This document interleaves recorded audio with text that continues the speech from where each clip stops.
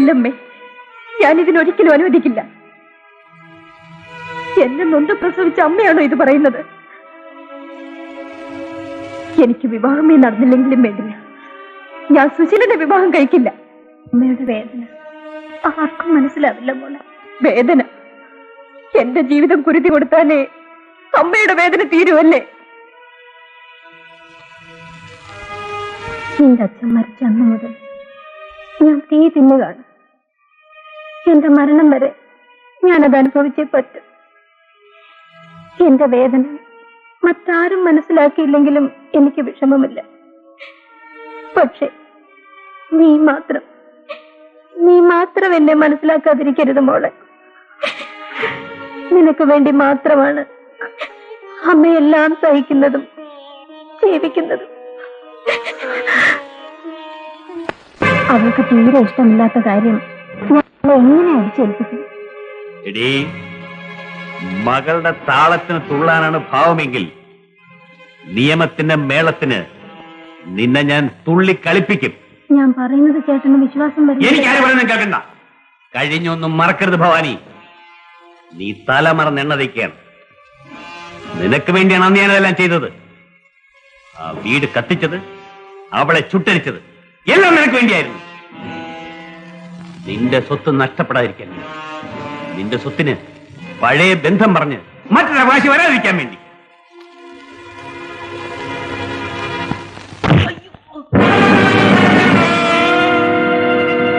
ഇങ്ങനെയാണോടാ തിരുമുന്നത്?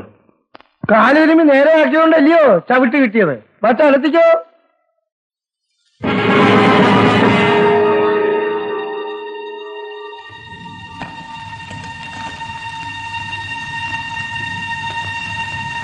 പെർമനന്റോ ടെമ്പററിയോ?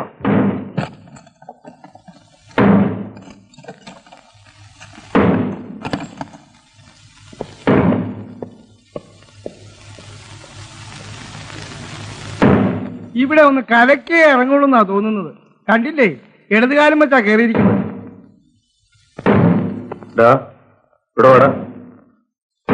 ഉസ്താദാ വിളിക്കുന്നത്. ദിടീർന്ന് വരണം, അല്ലെങ്കിൽ തിരുമും.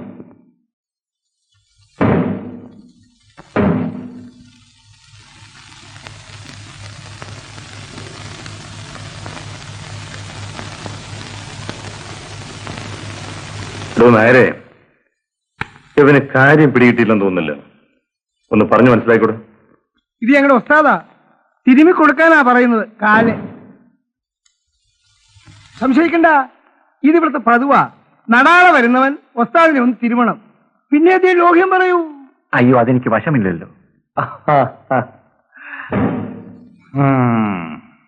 അയ്യോ, പാവാണെന്ന് തോന്നുന്നു.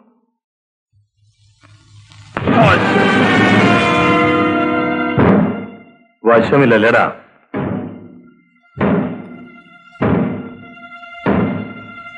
പുറത്ത് കിടന്ന് അടികൂടുന്നവരെ പിടിച്ചിടാനാ ജയിൽ. ഇവിടെ കിടന്ന് അടിയുണ്ടാക്കിയാൽ പോലീസുകാരെ വിഷമിച്ചു പോകത്തേ ഉള്ളൂ. അതുകൊണ്ട് നമ്മൾ തമ്മിൽ വഴക്ക് വേണ്ട. തൽക്കാലത്തേക്ക് ഈ അടി ഞാൻ ക്ഷമിച്ചിരിക്കുന്നു. നിന്റെ ഒരു ഔദാര്യം.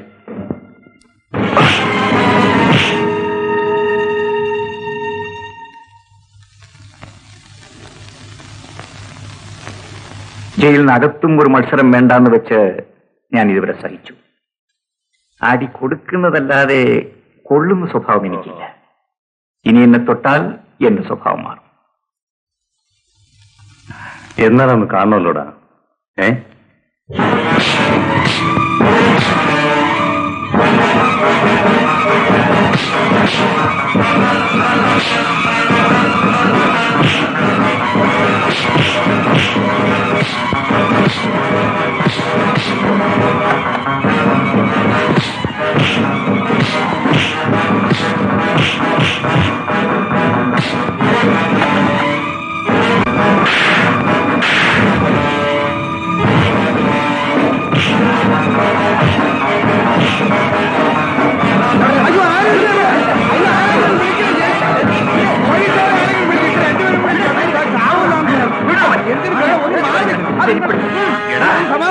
ഇന്നല്ലെങ്കിൽ നാളെ നിന്നെ കൊണ്ട് ഞാൻ എന്റെ കാല് തിരിപ്പിക്കണം.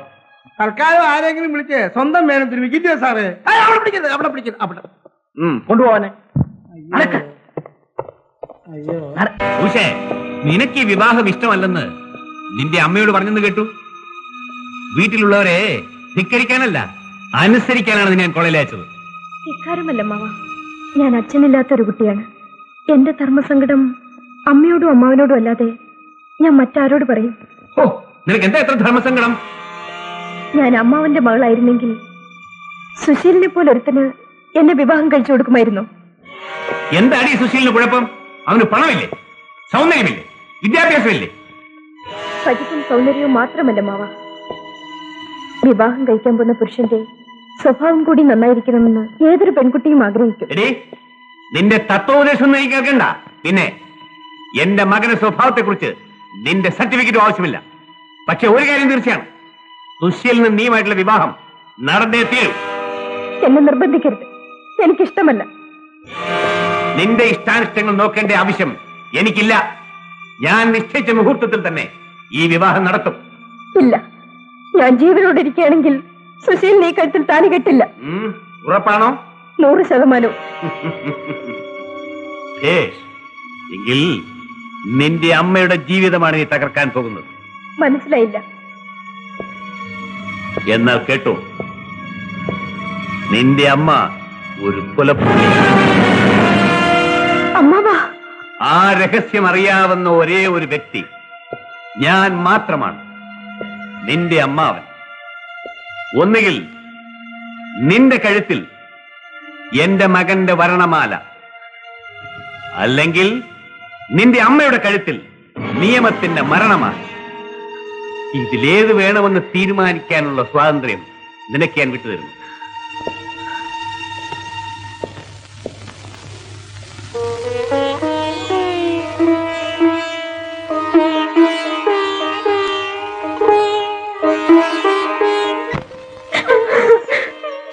അമ്മേ, മോളെ.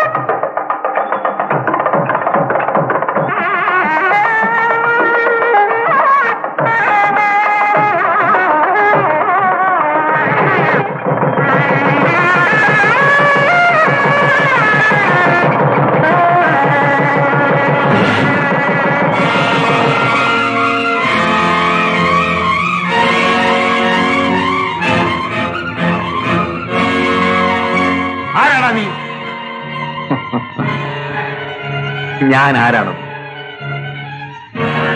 ആരാണെന്ന് നിങ്ങൾ മാത്രമല്ല, ഇവിടെ ഇരിക്കുന്ന എല്ലാവരും അറിയട്ടെ.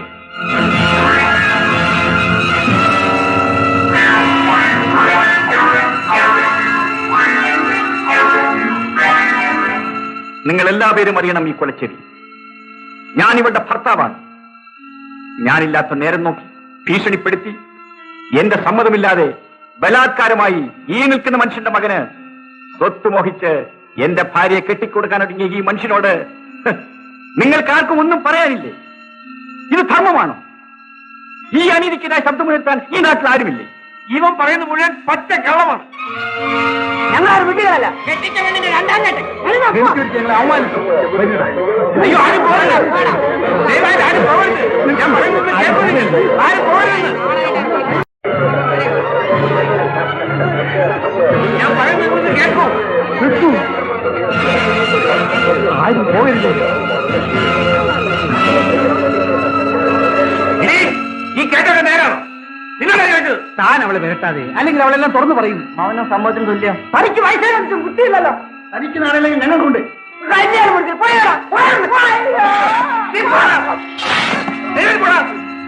പിന്നെ ഇനി ഈ വിരട്ടിലൊന്നും ഇവിടെ നടക്കാൻ പോകുന്നില്ല. നിങ്ങൾ ഇവരുടെ അമ്മാവനായതുകൊണ്ട് ഞാനിപ്പോ ക്ഷമിച്ചിരിക്കുന്നു. പടി.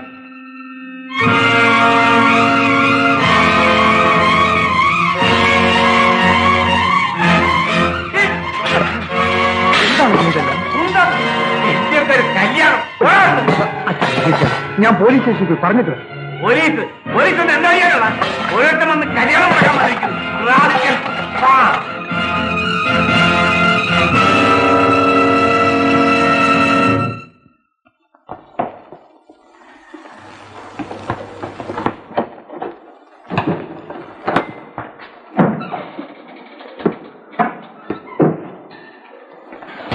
ഇതാ മനസ്സിലായില്ല. വിവാഹം മുടക്കി തന്നതിന്റെ കൂലി. ഓഹോ, അതാണോ? വാങ്ങിക്കാം. അതിനി ധാരാളം സമയമുണ്ടല്ലോ. ഇല്ല, വൈകിക്കണ്ട. അല്പം കൂടി ക്ഷമിക്കൂ. ആദ്യം ഈ സദ്യക്ക് ഒരിക്കലെല്ലാം വിളമ്പിയിട്ട് ഞാൻ വന്നേക്കാം. ഭക്ഷണം അനാവശ്യമായി കളയുന്നത് തെറ്റു മാത്രമല്ല, കുറ്റവും കൂടിയാണ്. അതിനിവിടെ ആരിയ്ക്കുന്നു ഉണ്ണാൻ? ക്ഷണിച്ചവരില്ല എപ്പോഴേ സ്ഥലം വിട്ടു. ഞാൻ എന്റെ വർഗത്തെ കുറിച്ച് പറഞ്ഞതാണ്. അവരെങ്ങും പോലെ പുറത്തു തന്നെ കാണും. സാർ, അത്യാവശ്യമായിട്ട് വീട് വരെ ഒന്ന് വരണം. സാർ, ഇയാളുടെ കൂടെ പോവുകയോ പോകാതിരിക്കുകയോ ചെയ്യാം. ഞാൻ യൂണിയൻ മീറ്റിംഗിന് പോകും. താൻ വിളിക്കുമ്പോ വരാൻ വിളിക്കാണോ ഞാൻ? സാർ, കാര്യം വളരെ സീരിയസ് ആണ്. എന്റെ കല്യാണമാണ് മുടങ്ങി പോയിരിക്കുന്നത്. ഓഹോ, മുടങ്ങിയ കല്യാണം ക്ഷമിക്കാൻ വന്നിരിക്കാണല്ലേ? സാറിന് എന്റെ വിഷമം മനസ്സിലാവില്ല. ഒന്ന് വിഷമിക്കാതിരിക്കണോ? എടോ, തന്റെ എത്ര കല്യാണമാണ് മുടങ്ങിയത്? എത്രാമത്തെ കല്യാണം? എന്റെ ആദ്യത്തെ കല്യാണമാണ് സാർ. തന്റെ ആദ്യത്തെ കല്യാണം അല്ലേ?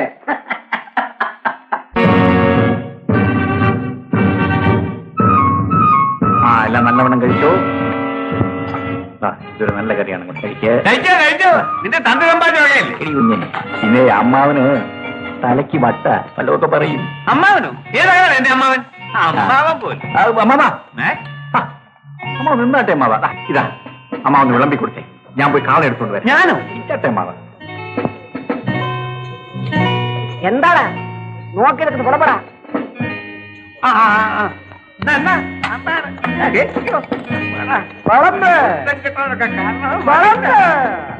വായിച്ചിരിക്കുന്ന ചീത്ത ഞാൻ കേൾക്കേണ്ടി വന്നിട്ട് അമ്പരാണ്. ഓരോരുത്തരൊക്കെ വന്ന് കേൾക്കോളും. ആനം കെടുത്താൻ.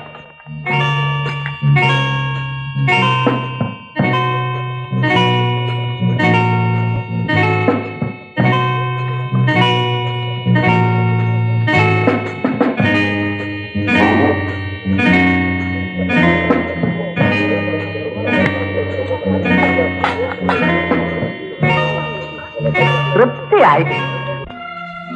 അമ്മയും മകൾ കൂടി എന്നെ അപമാനിക്കായിരുന്നു അല്ലേ? ചേട്ടൻ എന്തൊക്കെയായി പറയുന്നത്?